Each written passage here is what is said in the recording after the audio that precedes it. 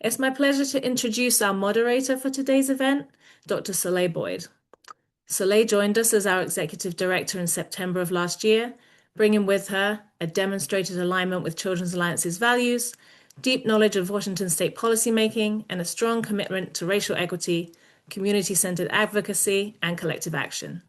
She has extensive experience in early learning, beginning her career as a preschool teacher and maintaining that passion for early education as the Director of Professional Learning at the University of Washington, and advancing policy change in her former role as Senior Program Officer for Early Learning at Washington STEM. And over to you, Soleil. Thank you, Charlotte, and good evening, everybody. Thank you so much for being here. It's truly my honor and pleasure to spend time a Wednesday evening with you all as we provide and present our legislative launch. We can only do this work in collaboration with you, our partners and fellow advocates. So thank you again for being here and all the work ahead of us that we'll be doing together in the next session and much beyond. As you know by now, my name is Soleil Boyd. And I am the new Executive Director of the Children's Alliance. I've been here really since August and really moved into full-time work in September. So going on 5 months now. And this has really been an incredible experience, and I'm so excited for all that lies ahead. I'm from Washington State. I was born on Capitol Hill and raised in Lake Forest Park, Shoreline School District, and I've spent the last 20 years working on behalf of children and educators and families in Washington State in a variety of roles that Charlotte described, and I'll say a bit more about my background as well. I'm the mother of 2 children, so I know the struggle is real. My children are 4 and 8 years old. Childcare costs, parenting in an online age, and really navigating systems as a family of color, even one with quite a bit of privilege. These are challenges that I understand personally. And as Charlotte mentioned long ago, I started my career as a preschool teacher, but I had to leave that profession because I could not make a living wage doing it, even though it was the work I loved. So these are just some of the experiences that I really value because they ground me. They keep me very practical in terms of how policy will impact families and educators, and they keep me very passionate about the work we do. As a longtime supporter of the Children's Alliance, I've also seen that this organization is courageous, and this organization has made a lot of impact over the last 40 years. It has shaped Washington's policy landscape, and the goal's been clear. Every child has what they need to grow and to thrive. What really drew me to the Children's Alliance is its unwavering commitment to racial equity and justice, and that's why I was excited to apply and truly honored to step into this role. And we don't only advocate for children or for communities, we really do our best to work with communities to advance real change. I believe in collective action, and I believe in community-centered advocacy because the best solutions come from those who are closest to the problem. My goal is really to build on our legacy and our momentum, expanding access to early learning, advancing behavioral health supports and health equity more broadly, and advancing economic justice, securing more equitable and progressive revenue for our state. We know we're approaching a legislative session, that's why we're here. And our team, along with our partners and fellow advocates, we also know that the challenges are real and facing us ahead. We face a serious budget shortfall in our state, and we know that there are likely federal funding cuts coming. But these are not reasons to step back, they're reasons to step up. When the resources shrink, it's really children and families furthest from opportunity who pay the price, and it's even more important now than ever that we step up for them. And I'd like to advance to the next slide. Thank you so much. So with that, we know we need to step up. We know why we're here tonight because Children's Alliance is going to give you a lot of information, welcoming some incredible lawmakers and policy experts, and then invite you all to get engaged with us. So we have a lot of work to do and not a lot of time, so I'll keep it moving. Tonight, we really have some incredible experts with us. We'll be getting into the budget context that faces us in our state. First off, we'll then discuss our health equity policy priorities. We'll also discuss our economic justice policy priorities, our early learning policy priorities, and as I mentioned, opportunities for advocacy that we can all engage in together. I just reminded myself that there is simultaneous interpretation occurring, so I'm going to slow my pace down and hopefully that can continue smoothly. I also want to mention that at the end of the program, we'll have some time for Q&A. I'd really love to invite everybody to submit their questions as they emerge for you. You can go to, I believe there's a question button. Although I don't see it, maybe because I'm a panelist, but please go to that question and answer button, enter your questions, and we'll be responding as time allows toward the end of the presentation. I also want to let everybody know there will be a short survey at the end, so short, so please don't log off without completing that. But without further ado, I'd love to pass it along to our Senior Policy Director, Anya Michelle Jean-Pierre, who will give us some more information on our budget context before we head into the rest of our policy priorities. Ani? Thanks so much, Soleil. So good to see you all. And again, my name is Ani Jean-Pierre. I'm the Senior Policy Director here at Children's Alliance. And I'd love to kind of set the stage.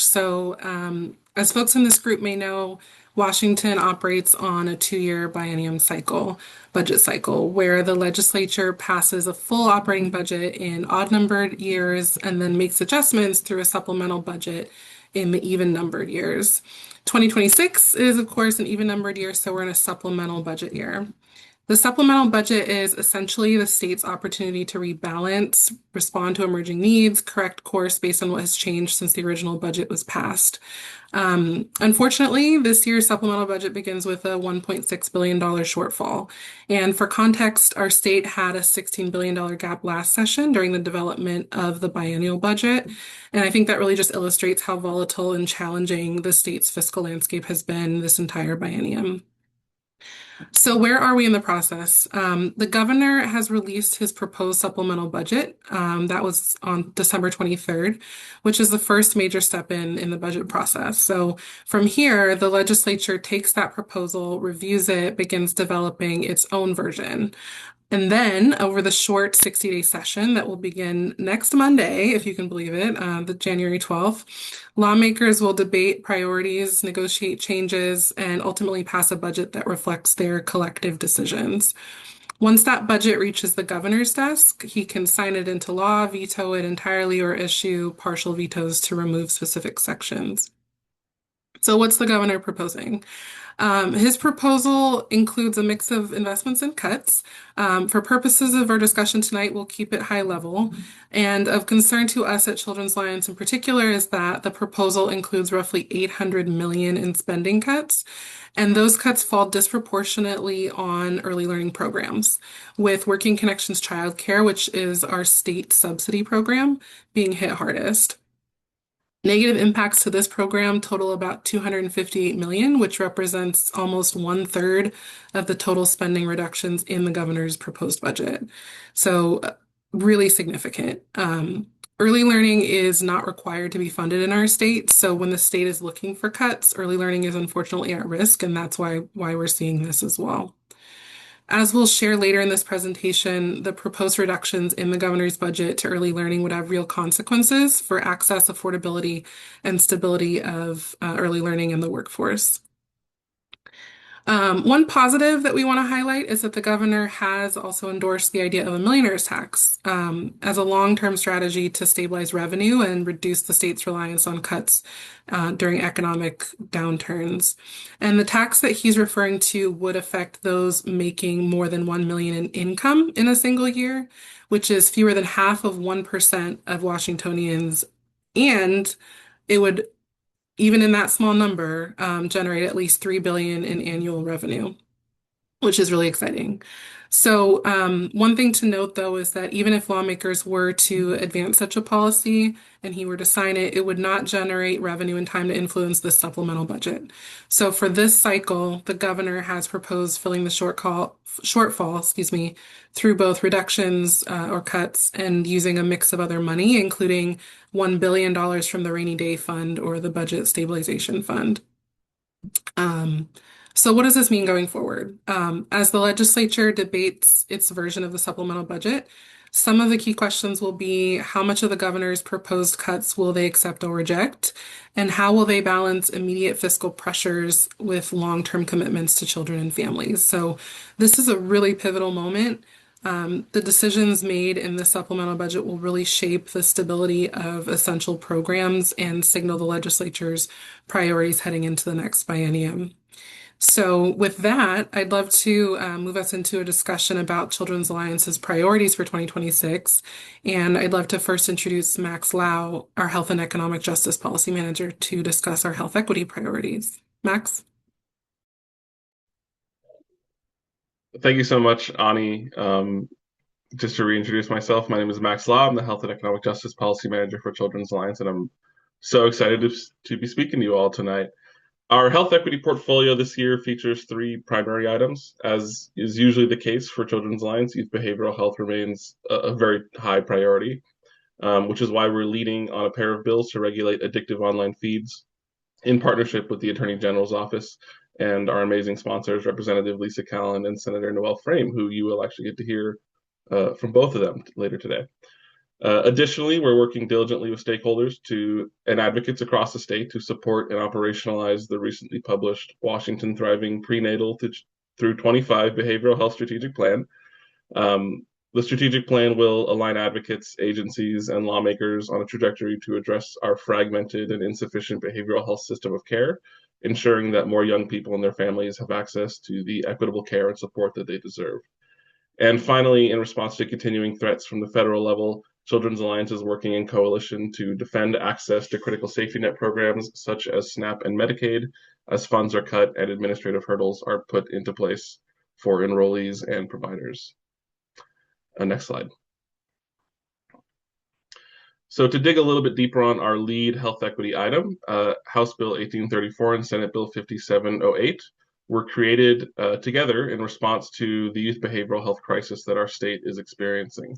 There's a clear link between heavy use of social media and the consumption of addictive online content feeds and the growing rates of anxiety and depression in our children. I'm sure anybody here with children who works with children probably doesn't need me to tell them that. We introduced the bill earlier last year, February of 2025. It received bipartisan sponsorship in both chambers, which we were really excited about, and saw dozens of youth and parents and educators and providers and tech professionals and advocates from across the state voicing their support in committee hearings. We were successfully able to pass the bill out of the Senate, which was really exciting. And although we did pass it out of the committees in the House, we were unfortunately not able to get it over the finish line, which brings us to 2026, where we are going to be reintroducing the bill with our sponsors and with the AG's office, and feel really good about our chances going into the session. In preparation for 2026, we organized a group of over 60 stakeholders, including youth, parents, educators, providers, researchers, and tech professionals, to meet with legislators, speak publicly in support of the bill, and demonstrate that everyone agrees that the health and safety of kids needs to be prioritized over the profit margins of large tech corporations. We've done considerable stakeholder work on this bill. We've workshopped the bill with tech companies, with parents, with youth, with the people who will be impacted by it, and with the people who will be tasked with implementing the bills, the requirements of the bill on their platforms and at their companies. We've also done deep stakeholder work with those impacted by the bill and those stakeholders I mentioned previously to develop messaging that makes it very clear to the legislature that this is a high priority for everybody in the state. This is one of the most effective ways we could be advocating for better behavioral health for our kids. And research, quite a bit of research suggests that bills like these and bills that enable kids to spend a little less time on online platforms, on social media, can actually be very effective, up to, I believe, 40% as effective as therapy at reducing symptoms of anxiety and depression. And in a budget situation where we don't have a lot of money to spend on additional behavioral health resources, these kinds of very fiscally efficient solutions are very exciting for us. With that, I believe she's already in the call, so I am extremely privileged and excited to introduce our amazing sponsor and a champion of youth behavioral health in Olympia, sponsor of this bill as well as many others, and chair of the Children and Youth Behavioral Health Work Group, the group that authored the Washington Thriving Strategic Plan, Representative Lisa Callan. Oh, got off mute, but I didn't get on camera. There we go. Thank you. Hello, everyone. Thank you for this opportunity to speak to you tonight. And it's just so grateful to have your voices at the table of this legislative session. It is so crucial that not another minute goes by that we do something around our addictive feeds and social media access and keeping our kids more safe online. So I am Lisa Callan. I represent the 5th Legislative District, which starts in Issaquah, goes to Tapastogwami Pass, just north of I-90, and then circles all through southeast King County, all the way through to Enumclaw. And so I have a big mix of urban and rural in my district. And I can tell you in every point in my district, and I know as chair of the Children and Youth Behavioral Health Work Group for Washington State, serving in the Education Committee, serving in the past in the Human Services Early Learning Committee, that there is almost not a day, but certainly not a week that goes by that I am not hearing of more harm that's happening to our children. And this legislation has been worked extensively between last session and this session to really get at the most common sense way to start helping our youth right out of the get-go. I think Max highlighted the Washington Thriving Strategic Plan initiative coming out also this session. The work that we did in the Children and Youth Behavioral Health Work Group really identified that Washington State sits and lives in responding to crisis. We are late to intervene. We are that our children are hurting at their most and can't get the services they need when and where they need it. And the number one thing that we really can do and should be doing is moving towards a much stronger, deeper prevention and earliest intervention points to help our children thrive. This bill does exactly that. If we stop the ways that social media and our online presence for our children can hurt our kids, then we're going to prevent that level of anxiety and depression and certainly slow roll it to a much significant degree. So the bipartisanship support, I think, is going to be growing, fingers crossed, as we go through and get an even stronger voice coming to the table. And both, I mean, it's very hard for anyone who has been anywhere around children to vote no on this bill. Certainly, there's always going to be squabbles here and there on the different aspects of the compliance, different areas like that. But the underlying fundamental purpose of the bill is really to create a healthier environment for our children. And with your help and with your support, I think we can make that happen. So thank you for being here and being part of that voice and supporting the work all the way through. I know seems like maybe Senator Frame's going to be on at some point, but between her and myself, your support and talking to your representatives and your senators is really key at getting this passed. We have loud voices coming from the tech industry. We know that at the federal level, there is significant attempts to pass legislation that prevents states from passing any kind of regulation on artificial intelligence, which is what the addictive feeds and algorithms are doing. That's all the AI that's driving those feeds. And their intent and their purpose is about their bottom line. The longer you stay online, the more ad revenue they can sell. That's their goal and their intent. And while they are working to put in some safety protocols and to try to address it, their primary goal is to do the minimum and still hold the greatest number of minutes captured by anyone. It doesn't matter if it's a child or an adult. We can do better. We must do better. We must hold these companies accountable. They have the technology. They have the skill. And it might take them a little extra effort and a lot of, a minute of pain. But that's nothing compared to the hurt and harm that we're seeing with our children. just a couple weeks ago, I had a parent reach out to me whose child had died by suicide. And when they were able to get to the child's phone, it was very clear the direct linkage to online activity and the child's behavioral health. And when they started to realize and were trying to get that child services, it was far down the ball game. Um, we can, again, do better. We must do better. This bill will save lives. And thank you for helping to be a part of that. I'll turn it back to you, Max.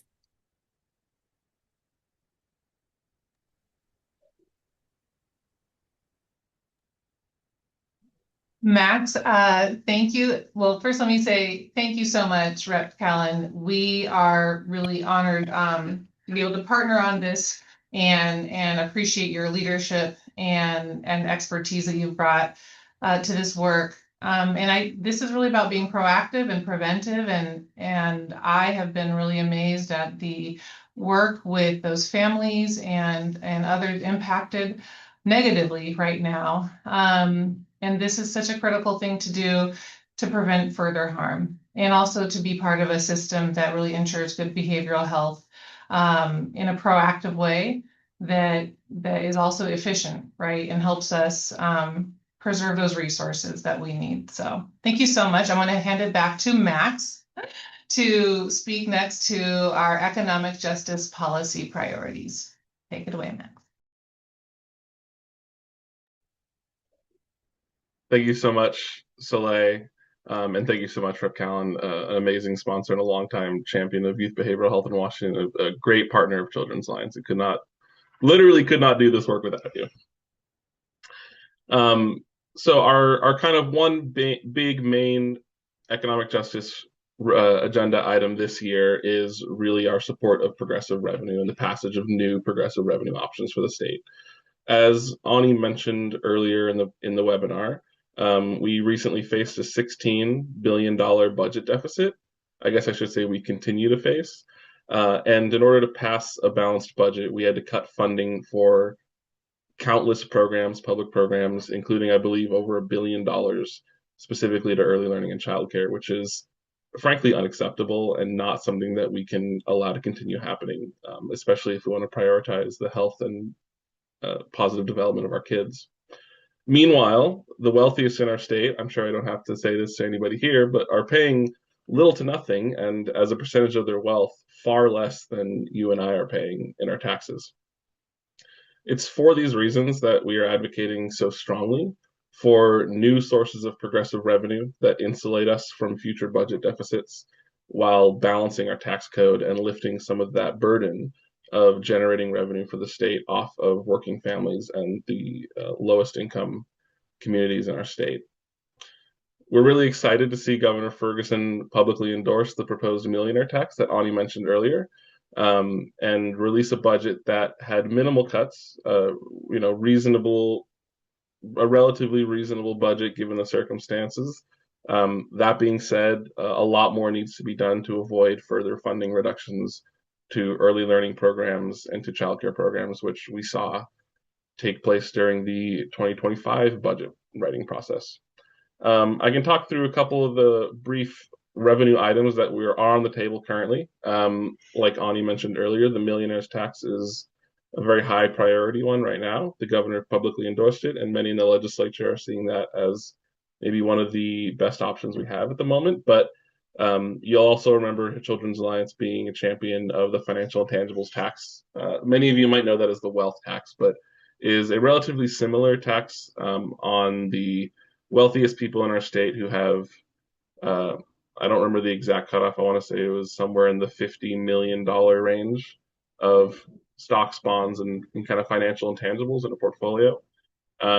Additionally, we've seen other proposals, the high earners payroll tax and the Well Washington Fund. Those are two versions of more or less the same thing. If anyone lives in Seattle and is familiar with the Jumpstart tax there, it operates very similarly. It's a tax on employers who have payrolls, so that's their total payroll across their corporation for their staff, over $7 million. So large corporations primarily. And it would be a small tax on that would raise a couple $1 billion per biennium as well.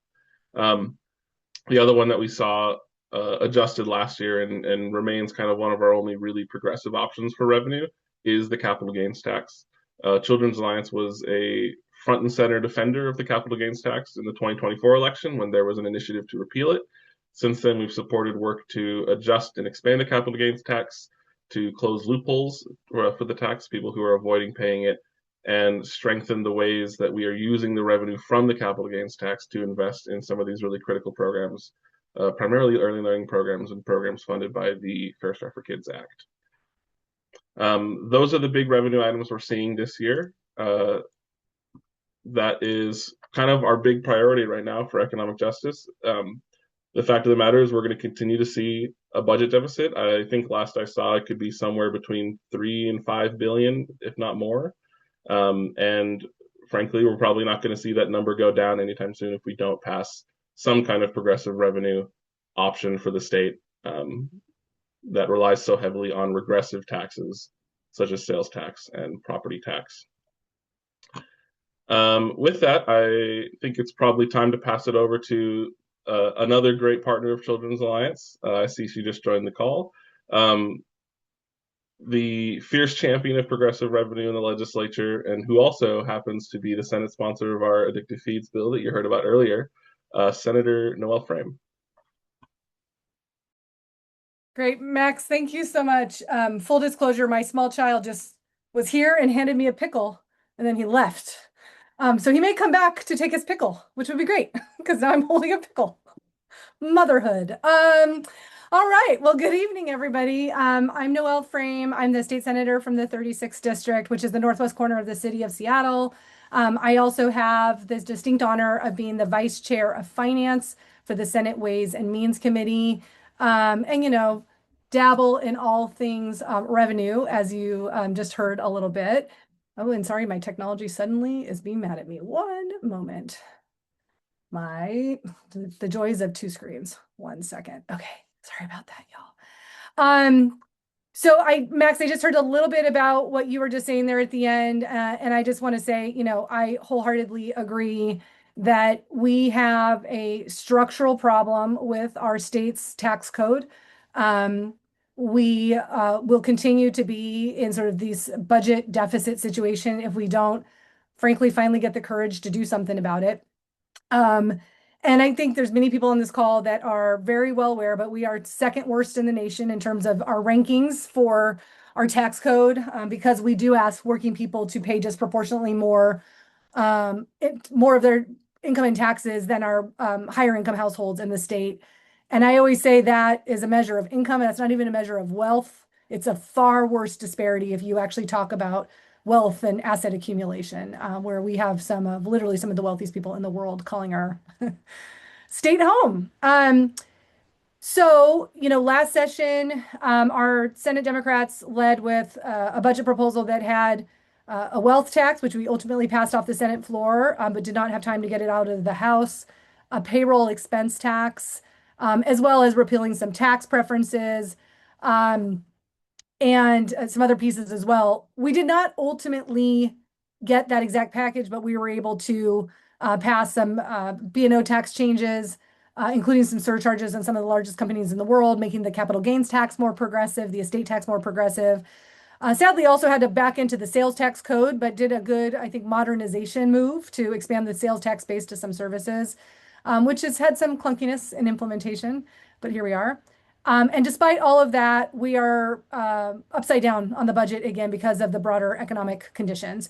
So as many of you have seen, Governor Ferguson has come out in support of a millionaire's tax, which is helpful to have the governor leaning in support of a progressive revenue tool that helps us kick off that conversation.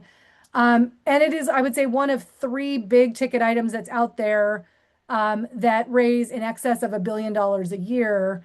The wealth tax being another one, the payroll expense tax that we had last year. Representative Scott has introduced House Bill 2100. Senator Saldana will have the the companion in the Senate, which is very similar to the payroll tax that we had, payroll expense tax, which just goes on to employers, not to employees. So, you know, I want to be honest that even if we were to pass even one, two, or all three of those very big swings at addressing the tax code, the problem is that it takes time to set up tax policy. It takes time for implementation. And so every year that we go by and we don't finally solve this problem, we're backed into a corner once again, which is once again where we are today. And here is the owner of the pickle. Are you going to take the pickle or are you going to stay here with me? Okay.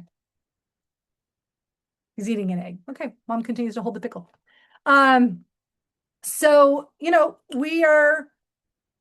we're in a situation this year. I mean, if we wanted to try to offset the revenue loss that we are seeing right now and not have cuts this session, we are stuck with the tools that we have today. And the tools that raise the most money are things like sales tax and other excise taxes that disproportionately impact our lowest income households.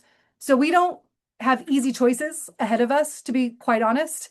But I think that there is real momentum for doing one or more of these big structural changes this year. Again, I think wealth got pretty far last year, payroll not as far, and then the millionaire's tax is new this year. But I'm optimistic, and there are certainly other things that we can do within the tax code. Fully funding the working families tax credit, which has taken off, which is amazing. When we implemented it with TurboTax, it's really seen a strong uptake from our lowest income households. That's great news. And it's like $500 million more that we got to find, which is great. We can and should do something about our property tax.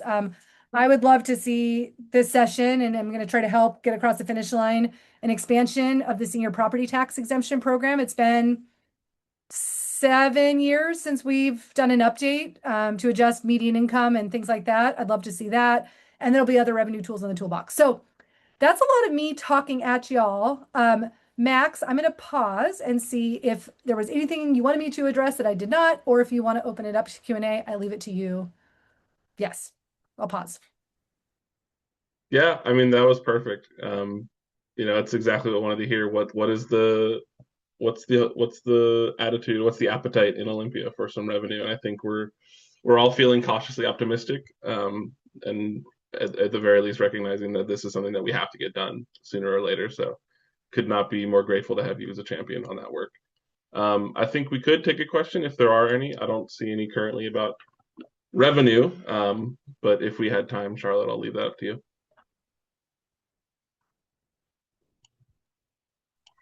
I'm not seeing any revenue specific questions right now, but we do have one about our addictive feeds bill, which Max or Senator Frame, you're both welcome to weigh in on.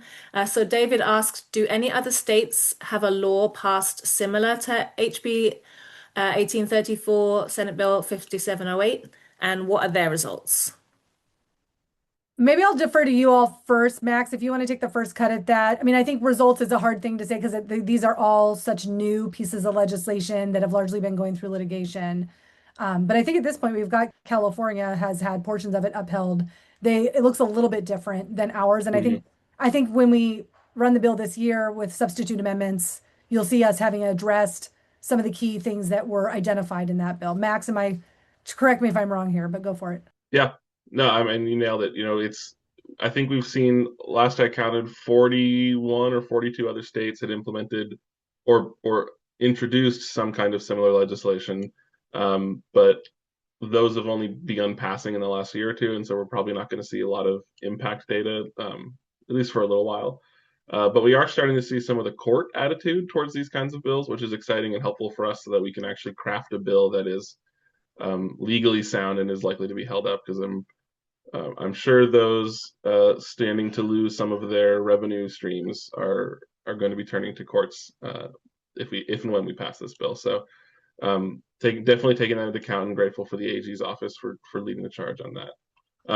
I did see one question in the chat around the Balmer Group grant that was recently given and publicized, making a big impact on the budget this year. I don't know, Senator Frame, if you want to take that. I know that's a significant amount of money, especially for the early learning community. Yeah. So for context, the Balmer Group has suggested that they will contribute about $1 billion over 10 years, which is like 137 million a year by their math, to fund the ECAP program. And I think their point is that we wanted to expand the ECAP program. Budget cuts prohibited us from doing so, and they'd like to support us in implementing the law as we had intended to do in the first place. I will say this is an interesting dynamic. I'm going to put my cards on the table right here. It's an interesting dynamic to allow billionaires to write checks to the state.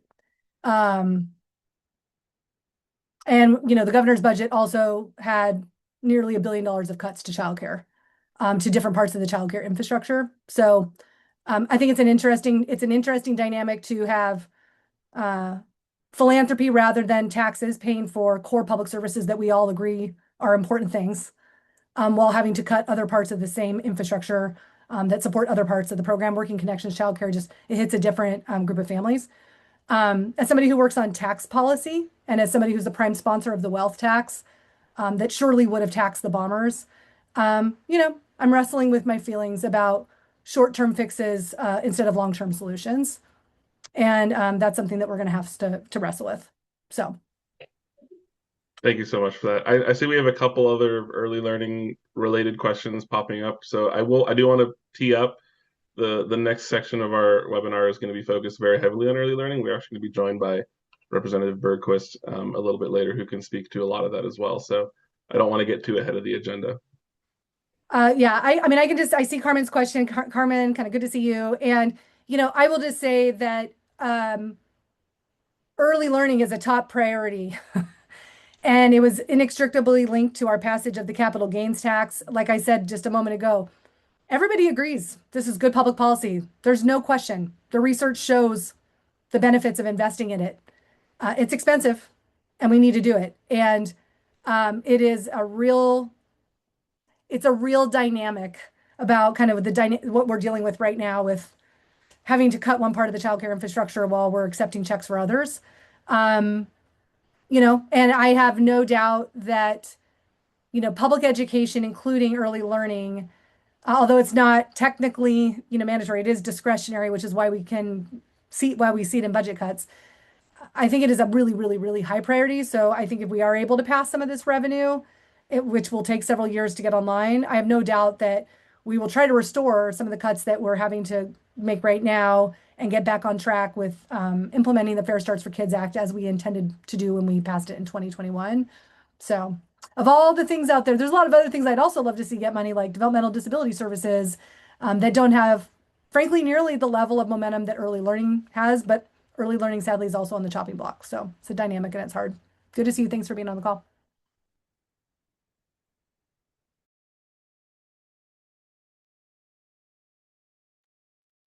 Well, Senator Frame, thank you so much for voicing your discomfort. I think the discomfort may actually be necessary to drive a conversation that helps us identify the solutions that are going to be long-term system fixes, rather than solutions that don't address the fundamental need, right? Which is for ongoing secured funding for early learning. And there's a lot of questions in the Q&A. I don't know that everybody can see them, but that are really to that end. So not only how do we sort of wrestle with the tension we feel around, or many of us may be feeling, about receiving money in this manner to certainly solve a true problem that we have, while also continuing to make those system level changes that mean we don't have to do that in the future. And we are going to turn to early learning soon.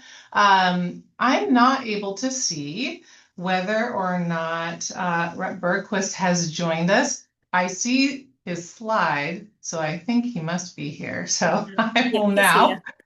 Excellent. Well, then don't let me talk anymore. Rep. Bergquist, we are so happy that you are here to help us answer all these early learning questions.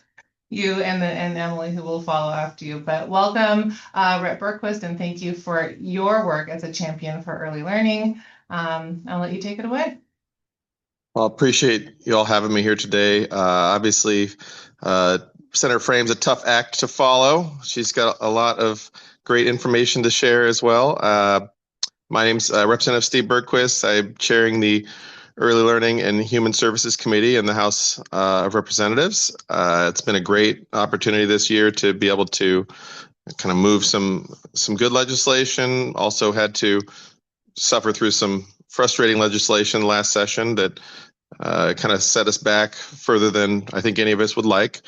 And it looks like this year is somewhat the same, and it's a real bummer because we really wanted to uphold our end of the bargain and get to entitlement and fully fund all things early learning. We really made strides with the capital gains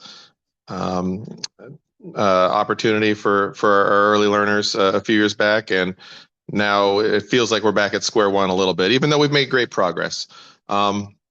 For me, the governor's budget, like Senator Frame mentioned, it's close to $1 billion in cuts, mainly on the working connection side, but it impacts all of our early learners. I really feel like the best we can do is message towards progressive revenue. I think there's a few great opportunities on the table, and a short-term loss on our early learning side might equal long-term real significant gains if we really work towards some progressive revenue this year. I really feel like this is a year that we can make significant progress, and we're going to need all of your help to make sure this gets across the finish line.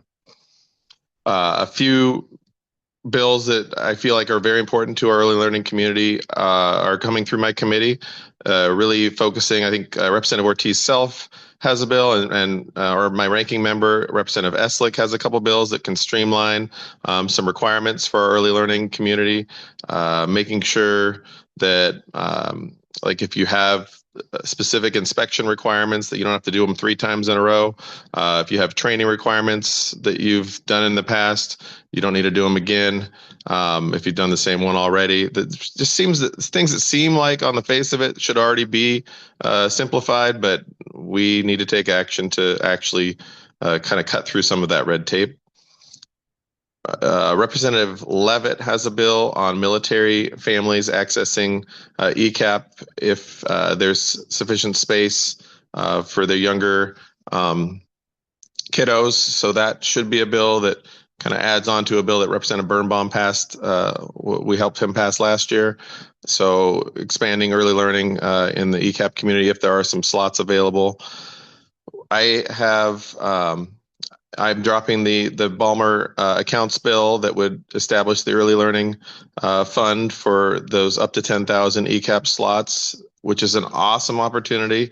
Kind of to Senator Frame's point, it's something we want to take full advantage of, and it will help us get to entitlement. We need to figure out what the long-term strategy is, because 10 years from now, there's no guarantee that money exists, and that would be a $200+ million a year program by then if we were to have those 10,000 slots filled. So the hope is this could be a long-term partnership that will continue past these 10 years. As it sits right now, we don't have nearly the staffing to fill those slots, though. And so one of my priorities this year is to focus on something I've coined a SEEDS Scholars Program. So supporting our early learning education degree seekers. And this would add to a currently small pot that is overdrawn every year that would provide up to 90 credits for those committing to serving in either an ECAP or Head Start program in our state for up to 2 years. And so it would pay for their training and their up to 90 credits so that we could have more instructors in our classrooms and get more kids in our doors. ECAP's such a significant and crucial part of our early learning programs, and it really sets our kids up for success once they enter kindergarten. So those are a few of the priorities I've been working on. I think I'm pretty close to my 5 minutes. I don't want to go over time. If there's questions, I'm not sure how you're running the show, but more than willing to try. Thanks, Rep. Bergquist. We do have a couple of questions in the chat, so I can read those out to you. Jan is asking, how does the legislature set up safeguards in situations of funding solutions, such as the Barmer Group money, to ensure that proposed ECAP slots are equitably distributed across the state and prioritized for those furthest from access? Yeah, it's a great question. My first goal is if we had 10,000 slots right now that we could fill, I'd want to make sure those were equally divided, as best we could to where the demand is highest. My issue, though, is I don't think we have staffing to even get us a fifth of the way there right now. And so I'm just curious on the front end. I feel like we're just going to try our best to get those slots filled where there's staffing available. But as we continue to grow our supply of instructors, try to make sure that that spreads out as evenly as possible. But I don't know where exactly the demand is currently. We had cut about 2,000 slots last session. Some of those had been spoken for, others had not. My first priority would be to try to make sure those were refilled, if at all possible, so that we can kind of keep that continuum moving. But I feel like it's something we need to keep in mind as we actually grow towards true entitlement, that we're making sure we're evenly distributing those slots. Okay, thank you so much. We do have one more question in the chat from Gemma. She's asking, with early learning under the chopping block, how are schools implementing TK programs, such as transition to kindergarten programs, and who is funding these? An example would be Tacoma Public Schools, which now houses multiple early learning programs within their buildings for elementary students. Can you repeat the first part of that? I just want to make sure I get the question. Yeah, sure. So with early learning under the chopping block, how are schools implementing TK or transition to kindergarten programs, and who is funding these? Well, so the state funds those programs. Currently, there's about 7,200 transition to kindergarten slots statewide, and that was paused last year. The governor is recommending we cut 25% of those slots this year as well. So an even steeper cut essentially than like the Working Connections childcare in terms of percentage. I don't think it's popular to cut any programs. So I think the goal would be to keep them paused at that same level, if at all possible, or see if there are some districts that, some districts are really doing a good job of braiding those slots, right? And having TTK, some of their developmental pre-K, the Head Start and ECAP all kind of working together. And so if we can kind of transfer some of those TTK students into other appropriate programs, I think that's a win as well. But the goal is to try to grow and maintain. So grow ECAP and maintain TTK is kind of where I'm at in this cycle, if possible.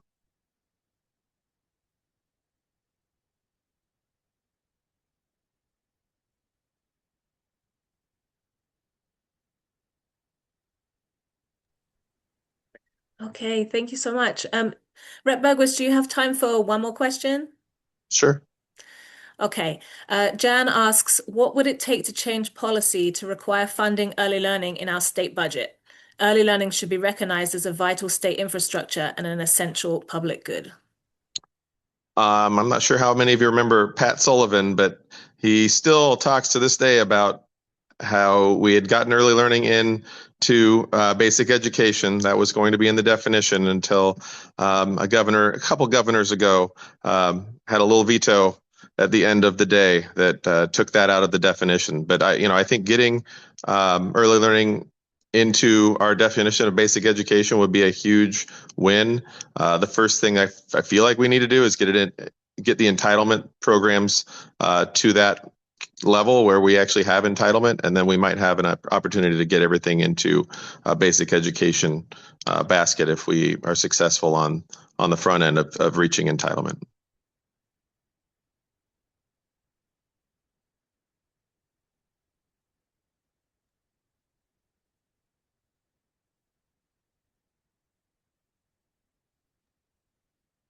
Well, thank you, Representative Bergquist. That I like the sound of that, and I really appreciate your time here, your expertise, your willingness to answer all of these questions. I mentioned earlier, I was a preschool teacher once long ago, and so many of these investments and future plans, I know exactly how needed they are. And again, thank you to the folks who are writing in these great questions, and we're getting really great responses as well. So thank you, Representative Bergquist. Please stay with us. I hope you will. But I do want to invite Emily Mickelson to sort of round out our time on early learning by describing our Children's Alliance early learning policy priorities. Thank you, Soleil. And for folks on the call, I think that we've heard about early learning quite a bit this afternoon or this evening, and for good reason. There have been a lot of cuts and delays in the past year, and with the governor's budget, we are anticipating that we will need to be doing a lot of collective advocacy this year to protect and preserve early learning funding. And so in previous years, you are probably pretty used to us seeing 2 or 3 primary agenda items. This year, we are really spotlighting one, and that is preserve and protect funding commitments in early learning so that children can get a strong start and parents can work. This is intended really as a comprehensive and robust strategy to ensure that we can encourage lawmakers to protect and sustain our full early learning ecosystem, which is really important for children to get a strong start, for parents to be able to work to provide for their families, and for our economy to be able to grow and keep our family infrastructure strong. If we can move to the next slide, Charlotte. Before we get into some of the kind of main takeaways from the governor's budget, I want to provide just a little bit of context on early learning investments. And so we have heard a little bit about the Ballmer Group investment for our ECAP program. ECAP is our public preschool program. And so we do see funding support for up to 10,000 new ECAP slots over the next decade. And we are hoping that that is really helpful in terms of helping us meet that entitlement goal, that we are able to really move forward towards that, while also kind of thinking through some of those more sustainable options for our legislature to take as well. You'll see legislation with the Pre-K Promise Fund. That's just the account that we're going to look for to help kind of transition those funds from the Ballmer Group to ECAP programs. And so you'll see some of that information on our website as we advance through the legislative session. But we are really excited to see investment into our ECAP programming and are, of course, very dedicated to our other portions of the early childhood and early learning ecosystem. And Charlotte, if you don't mind going to the next slide. And so this is where I want to focus a little bit more of our conversation with me today. So we've talked a bit about the Ballmer investment. We've talked about cuts and delays in the previous budget, and we recognize that it is a very challenging year to have a second session that immediately followed last session's cuts and delays, recognizing that we are again in a space where we anticipate for additional cuts and delays. Because early learning is not a required spending category, we do know that it is more vulnerable to experiencing reductions in funding. And so we do want to be thoughtful about what that looks like for children and families across the state. A lot of folks may already be familiar with our Working Connections childcare program. I think it's been mentioned on our call a couple of times tonight. And that is our state's childcare subsidy program. It allows families with up to a 60% state median income, or 65% for families who are reapplying, to be able to access affordable childcare. This is critical because when we're thinking about childcare costs in our state, if you are a parent paying out of pocket for one infant, you are likely paying as a median over $20,000 a year for an infant to be in center-based care. That is not affordable for the vast majority of Washington families, and especially for families who are under that 65% of state median income threshold, that's impossible. And so we really want to lean into thinking about how we can preserve and protect Working Connections childcare kind of as a starting point here. There are a couple of things that we can note for the governor's budget, and there are kind of 2 parts that we want to think about when we're talking about Working Connections. First is access to affordable childcare. So this is really the family piece. We want families and we want children to be able to access programs. And unfortunately, in the governor's budget, we saw a proposal to place what's called a soft cap on Working Connections. As of right now, there are about 38,000 families who participate in Working Connections childcare. If the governor's budget was adopted, we would see that cap cut off at 33,000, which functionally means that new families trying to come into Working Connections through enrollment would likely need to be placed on a wait list until space became available. The impact of that would be that many children across Washington and many families across Washington simply would not have access to affordable childcare and likely would not have access to childcare at all. This is particularly important when we're thinking about the loss of funding for early ECAP last year. For our children birth to 3, we really don't have another alternative. And so we really want to make sure that we are kind of leaning in and telling our stories to legislators to really uplift the importance of working connections within our communities. The other side of the coin is that providers are needed to really be able to serve communities well. Our childcare providers are the heart and soul of early childhood education. And in order for them to sustainably serve their communities, they need rates that allow them to recruit and retain staff and to keep their businesses afloat. Here's another space that we saw last year. There was a delay in funding, and we are hoping that in July of 2026, we see rates moved from 2021 rates to 2024. Essentially, that means that we would be accounting for inflation that occurred over the past 3 years, which is pretty substantial in the childcare space. What we are seeing from the governor's budget recommendation would be that we would move to the 2024 rates, which is fantastic. We are concerned, though, about a proposal to reduce it from the 85th percentile of what private pay families would pay to the 75th percentile. So we want to be really mindful about how we think about sustainable subsidy rates for providers, just keeping in mind that in order for our providers to be able to meet those staffing requirements and in order to be able to have classrooms that can meet full capacity, we need to be supporting providers and families simultaneously. We do also want to flag home visiting. So home visiting is a wonderful program that really supports families as they enter early parenthood. So this can start in the prenatal period, it goes through early childhood, and it really connects families with in-person personalized support in their homes where they are able to really get the resources and the expertise needed to help their children thrive from an early age. In the governor's budget, we did see a recommendation for a one-time sweep of what are currently unused funds, but are very much anticipated and needed to allow home visitors to meet their intended capacity. And so we are hoping to advocate for that as well. We also want to recognize that when we are talking about early childhood, it is not one program in a silo. Early childhood is a critical and wonderful time. And it also means that all of the programs that we are talking about, whether it is Working Connections, ECAP, home visiting, our early support for infants and toddlers, and so many others, all of these work together to really support a child and their family in the first several years of life. And so as we go through session, you'll hear a lot of updates as we monitor budgeting recommendations and other policies. We will keep you informed. And with that, I can actually toss this over to Becca to share a little bit about how you can become involved. Thanks, Emily. And hi, everyone. My name is Becca Schrack, and I'm the mobilization manager at Children's Alliance, which means that it's my job to connect community members like you with the opportunities to advocate for policy priorities like the ones that you just learned about. And as an advocacy organization, we cannot and do not want to do this work without you. We want to do it alongside a strong and active network of advocates that represent the needs across our state, including parents, childcare providers, health workers, and passionate community leaders.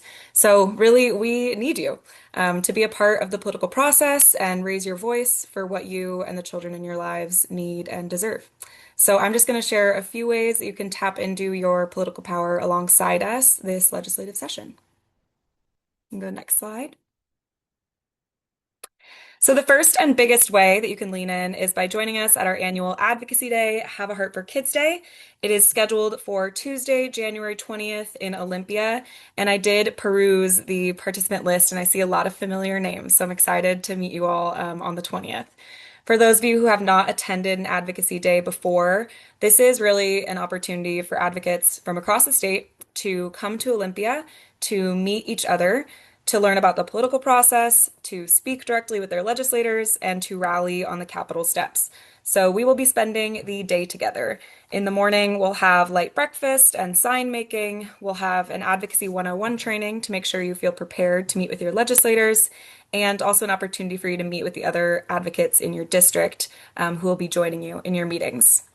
After that, it is time for legislative visits, where you'll head to the Capitol campus and meet with your legislators to advocate for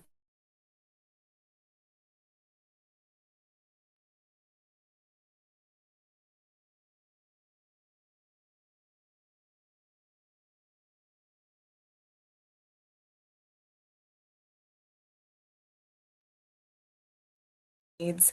So these meetings are really an opportunity to, can everyone hear me? I'm going to pause. You're back now. We lost you for a second. Shoot, where did you lose me at? I'm just going to wind it back a little bit.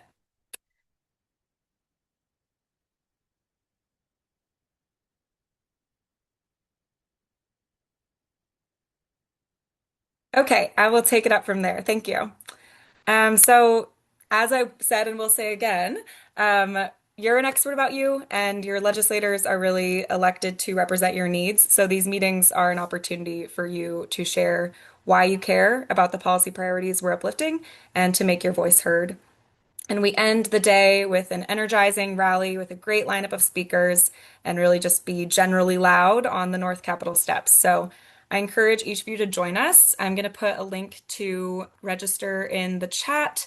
And then we also do have Spanish interpretation services available for the day. So I will also put a link for the Spanish version in the chat as well. And I think maybe Charlotte or Alicia will take care of putting that in the chat. I'm not sure that I can put one for the full registrant list. You can go to the next slide. So the next way that you can advocate with us is through Advocate Voices. So this is a platform on the Children's Alliance website where you can record a short video about a specific policy issue that we will then share with others on our website, our official social media channels, and directly with your legislators. So if you aren't able to travel to Olympia for our advocacy day or to testify in person at a hearing, this is a great way for you to share your story from the comfort of your home.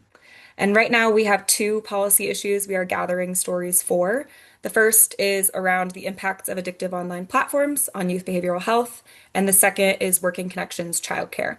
So if you are impacted by or care deeply about either of these issues, this is for you. We've made it as easy as possible on the Advocate Voices page on our website. There you'll find video collectors for youth behavioral health and for Working Connections. And once you click on the policy issue that you want to record the video for, you'll answer one question at a time and have the opportunity to re-record your answers as many times as you want. So it's not as intimidating as it might seem to self-record a video. You also have the option to record only audio or to write in your answers.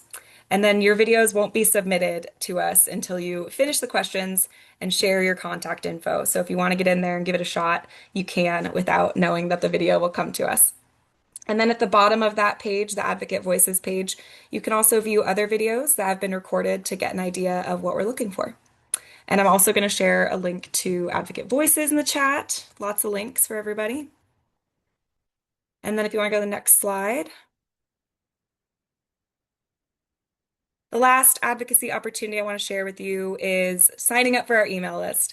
This might sound self-serving, but during the legislative session, this is for us to send you action alerts, which are opportunities for you to advocate during session. So we let you know when you need to sign in to a hearing and provide the link to do so.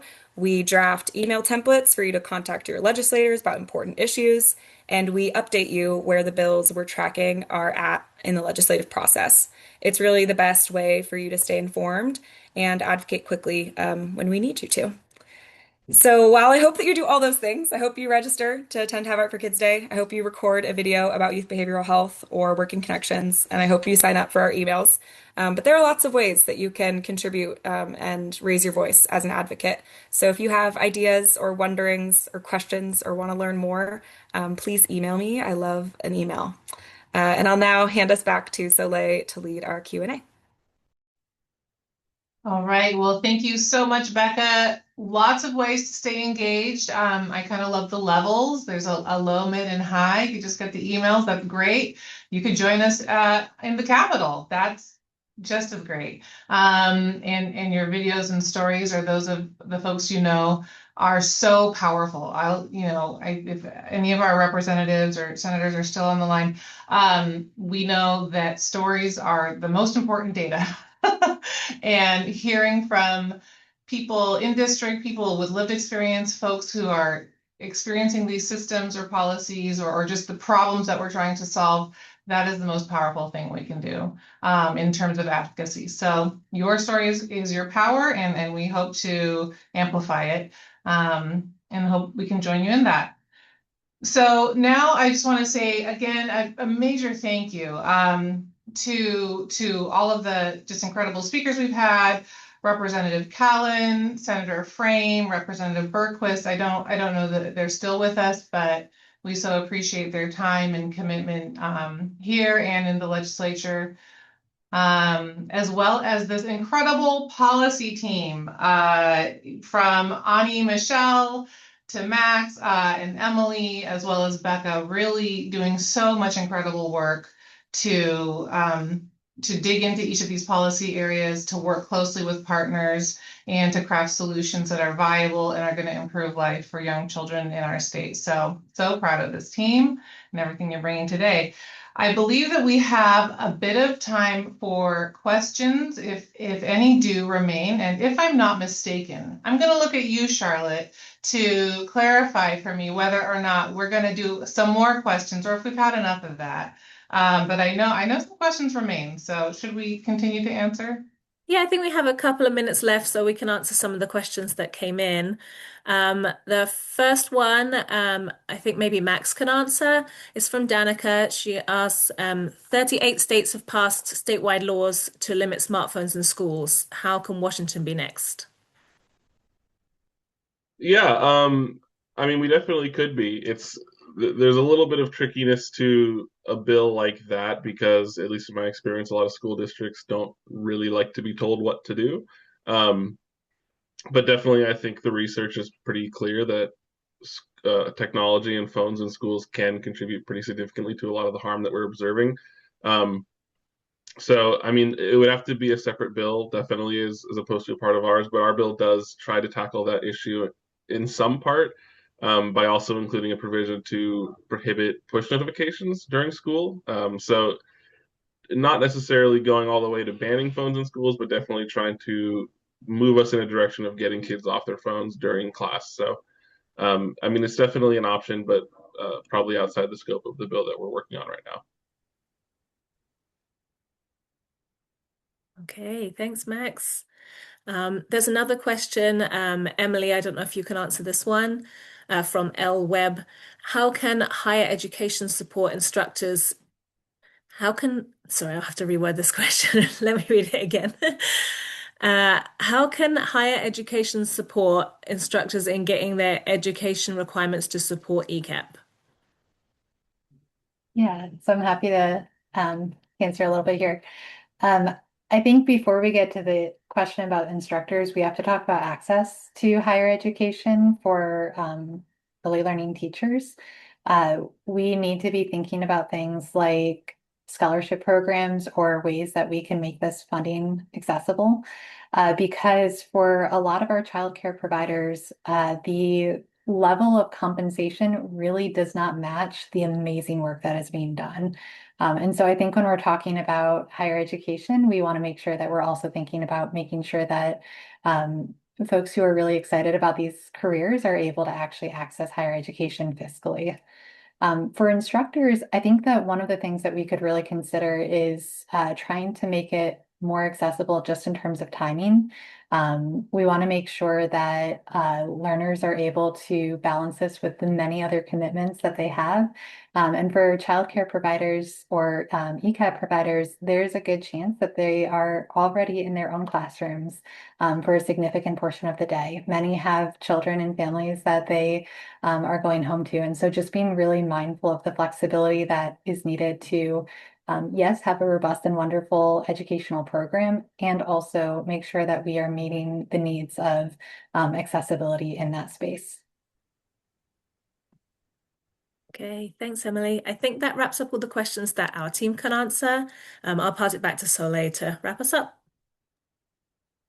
All right, and thank you for those questions. I know we see some answers also in the chat box, and for anything that didn't get addressed, we are going to be following up via email with more information as we kind of sort through and thoughtfully reply to anything we weren't able to address tonight. Well, I think we are at about that time. Once again, thank you all for being here.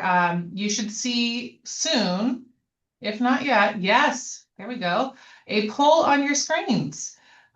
Please complete this and let us know what you thought of the event. And please reach out to us if you have any questions or want to get involved in any way, shape, or form. You can, I know we provided, or Becca said, please email her. Yes, true. And you will be receiving an email from us soon, so you don't have to remember any of that. We will be reaching out to you shortly with a recording of the webinar, additional information, and those additional questions that maybe we didn't get to address tonight. So I want to thank everyone for being here. Return maybe 2 minutes of your evening back to you. Also very proud of us for our timing. Excellent work, everyone. And thank everyone for joining us for our 2026 legislative launch. Thanks, everyone. Have a wonderful evening. And don't forget to do the poll.